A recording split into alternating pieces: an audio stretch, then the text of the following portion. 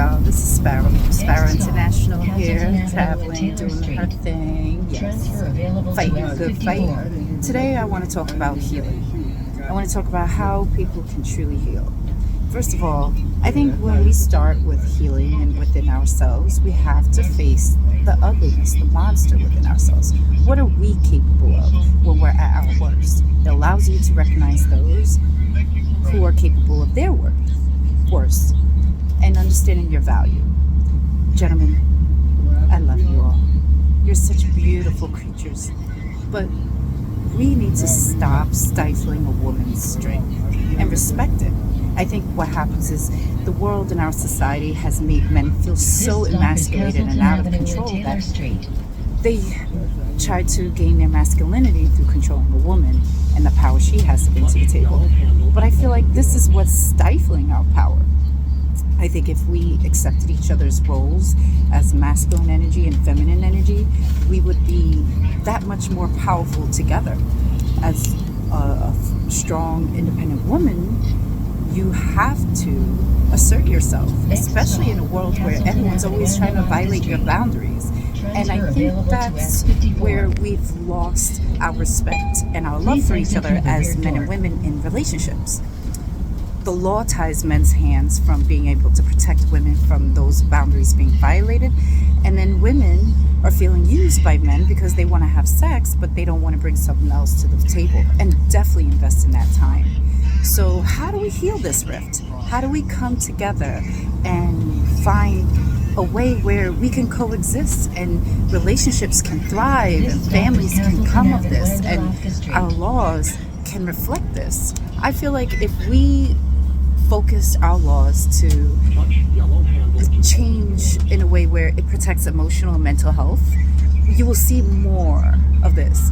Instead of me relying on a man to step in and get arrested on my behalf because he has to defend my honor, well, let's change the law so that we can call the cops. I think that will help. And then I think the work we have to put in as both men and women to protect ourselves first and our vulnerabilities is what's preventing us from connecting. So I think if we put love into law and reflect that in our legislation, but we also have to go all the way to the top. We can't just stop here. I feel if we go to, I noticed in my activism, when I'm out there and I'm protesting and I'm working through legislators and I'm demanding change, there's a point where they support and then there's a point where they stop. And at first I used to think it was like, oh, maybe my vision and my dream is just too big for everybody. Maybe it's not realistic. But you know what I've noticed? This semester I took international law and I learned something. There's something called customary law where our diplomats exercise what they commonly would use amongst each other. So what does this mean? Well, basically, if we all accept what is considered diplomatic immunity and hold each other and don't hold each other accountable for crimes like crimes against humanity, like such as rape or such as not just rape, killing and so forth. If I have diplomatic immunity and I'm a human trafficker and I want to enforce my trafficking business, well, then I just put someone into the top as a diplomat, and then they go and then they will put in line the people that dare to challenge them. And then those with diplomatic immunity don't get held accountable. And then they could come and they could rape the women who are standing up, and then they could kill the men who back them and support them. So we as citizens of the United States, in 2020, we recently ruled in our federal Supreme Court total immunity for police officers as unconstitutional. And we could build upon this. Well, how? Well, now let's hold our diplomats accountable for the crimes they commit. Our United States representatives who have committed crimes against humanity.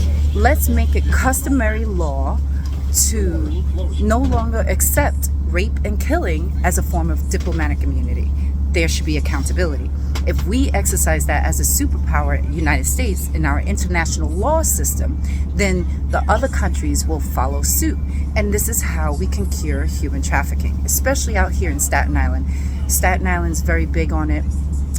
They weaponize child protective services, family law, and the mob runs everything. So in order to protect ourselves, we need to use and build upon our movements and unite under each other's umbrella. Me Too, take men under their umbrella. Me Too for Men Too, as well as Stop Asian Hate, Black Lives Matter, All Lives Matter, Blue Lives Matter. Because you know what? The truth is, there are Black men and women and Latino men and women within our police force here in the NYPD. So if we keep going after our police force, who are very own people, then we're falling for the same game of being pitched against each other. And then there goes our protection. And they did a great job of making it illegal for us to be an open carry state. So here, MS-13, as well as other gangs such as Bloods, Crips, Rastafarians, all these gangs are here enforcing on a bottom level the trafficking, while they bring in child protective services, and they bring in, they weaponize, they pitch men and women against each other. Mothers feel like their husbands or their fathers can't provide for them.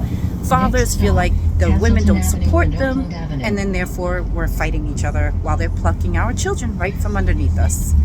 So I say, when we got to a point that our children are suffering, even to the point that our children are going to schools and killing each other because the abuse is that immense, they can't even take it. So they take up arms. If our children are being affected, we're at a point where change needs to happen. So there you go, Sparrow International, bringing you your truth. Follow me on Instagram, Sparrow INTL. My website, it will be up soon, sparrowinternational.org. Look out for our fundraising campaign that's coming to Staten Island organizations real soon. Peace, love, happiness, and unity.